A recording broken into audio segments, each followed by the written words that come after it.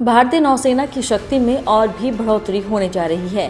भारतीय नौसेना 23 जनवरी 2023 को कलवारी श्रेणी की 5वीं पनडुब्बी वागीर के परिचालन की शुरुआत करेगी। इस बात की जानकारी नौसेना के अधिकारियों द्वारा गुरुवार देर शाम दी गई। अधिकारियों ने बताया कि भारत में इन पनडुब्बियों का निर्माण Mazagon dock ship builders limited द्वारा मैसर्स नेवल ग्रुप फ्रांस के सहयोग से किया जा रहा है। कलवारी श्रेणी की 4 पनडुब्बियों को पहले ही भारतीय नौसेना में शामिल किया जा चुका है।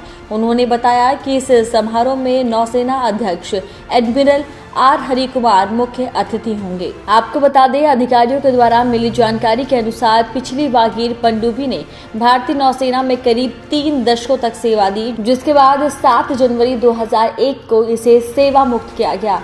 पुरानी वागीर को 1 नवंबर 1973 को कमीशन किया गया था और इसने निवारक गश्त सहित कई परिचालन मिशन संचालित किए। दरअसल अपने नए अवतार में लॉन्च की गई वागीर पनडुब्बी को अब तक की सभी स्वदेशी निर्मित पनडुब्बियों में सबसे कम निर्माण समय में पूरा होने का गौरव प्राप्त है। समुद्री परीक्षणों की शुरुआत करते हुए इसने 22 फरवरी को अपनी पहली समुद्री यात्रा की और कमीशन से पहले ये व्यापक स्वीकृति, जांच और सख्त और चुनौती वाले समुद्री परीक्षणों की एक श्रृंखला से गुजरी। मैसर्स एमडीएल ने 20 दिसंबर 2022 को इस पनडुब्बी को भारतीय नौसेना के सुपुर्द किया। गौरतलब है कि वागीर भारत के समुद्री हितों को आगे बढ़ाने के लिए भारतीय नौसेना की क्षमता को बढ़ावा देगा। ये सतह विरोधी युद्ध, पनडुब्बी रोधी युद्ध, खुफिया जानकारी एकत्रित करना, माइन बिछाने और निगरानी मिशन सहित कई तरह के मिशनों को पूरा करने में सक्षम है। द सैंड शार्क चुपके और निडरता का प्रतिनिधित्व करता है, 2 गुण जो एक पनडुब्बी के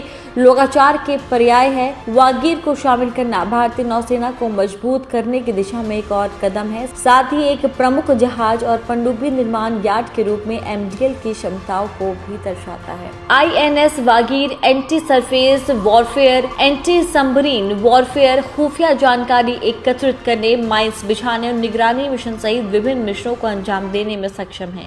आईएनएस कलवरी, आईएनएस करंज और आईएनएस वेला के रूप में प्रोजेक्ट 75 की 4 स्कॉर्पियन सबमरीन भारतीय नौसेना में पहले ही कमीशन हो चुकी है, जो लॉन्ग रेंज गाइडेड टारपीडो और ट्यूब लॉन्च एंटी शिप मिसाइलों के साथ साथ उन्नत सोनार और सेंसर सूट से लैस है।